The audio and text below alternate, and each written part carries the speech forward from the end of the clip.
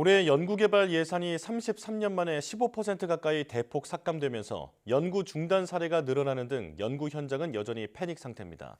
그런데 다누리 연구자들이 받지 못한 연구수당 소송은 줘야 할 돈보다 훨씬 많은 소송 비용을 들여 대법원까지 갔고, 과기정통부 차관은 법인카드를 사적으로 유용했다는 의혹까지 불거졌습니다. 정말 불필요한 낭비를 막고 필요한 곳에 예산이 쓰이고 있는 걸까요? 양회영 기자입니다. 지난 15일 한국과학기술기획평가원 키스텝 홈페이지에 올라온 글입니다. 회의비 중 식비 사용에 관한 답변으로 연구개발비 사용 기준에서 회의비로 식비 사용은 금지됐다는 내용이 담겼습니다.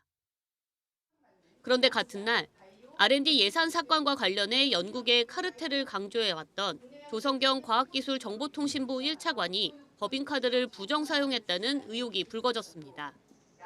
1인당 9만 8천 원짜리 코스 요리만 파는 식당에서 9명이 26만 원을 지출했다고 적었고, 자택 근처 고급 식당에서 한 끼에 수십만 원을 쓴 내역이 확인된 겁니다. 회의 공간이라는 데가 정해져 있다 보니까 회의를 하고 또 그 근처에서 밥을 먹지, 우리 집에 앞에 불러서 회의를 하고 밥을 먹고 이런 경우는 없으니까. 내로남불 같은 상황은 또 있습니다.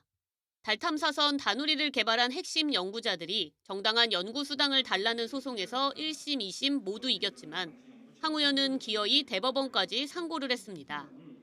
줘야 할 연구 수당이 모두 1억 300만 원인데 대법원 상고를 위해 김앤장과 계약한 변호사 수임료만 그보다 훨씬 많은 1억 6천여만 원입니다. 이에 대한 반발이 커지자 황 의원의 상부기관인 과기정통부는 대법원 상고에 관해서는 직접적인 관련이 없다며 한 발 물러섰습니다. 하지만 실제로 이 소송의 시작에는 과기정통부가 있었습니다. 과기부 달탐사 사업추진위원회가 다누리 개발 기간 중 다누리의 설계 변경이 논의됐던 지난 2019년 1월부터 5월까지의 기간을 연구 중단으로 규정하고 관련 시행계획을 바꿔 수당 지급을 차단했기 때문입니다. 예년처럼 달궤도선 다누리 정기적 기능 시험이나 구조모형 시험 등 통상적인 연구 개발을 계속 진행하고 있었습니다. 그런데 갑자기 문서도 아닌 말 한마디로 연구 개발비 집행을 중지시키고, 그리고 사후에 지나간 기간을 중단이라고 일방적으로 규정했습니다. 33년 만에 R&D 삭감. 당초 증액이었던 초안이 2달 만에 삭감으로 뒤집힌 이유는 연구비 낭비를 막고 효율성을 높인다는 명목이었습니다. 하지만 연구비 낭비를 어디서 어떻게 막겠다는 구체적인 계획이나 대안 없이 일방적으로 삭감된 연구비에 현장은 아수라장이 됐습니다.